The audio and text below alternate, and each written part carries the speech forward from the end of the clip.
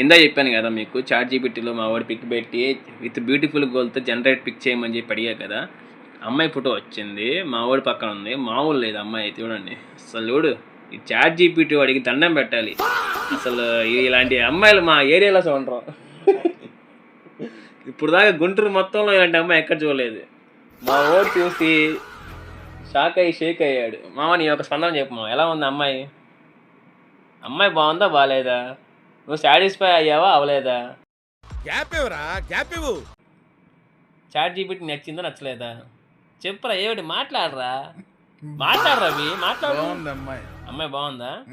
వస్తే పెళ్లి చేసుకుంటావా? వస్తే ఖచ్చితంగా. కట్నం ఎంత కావాలి?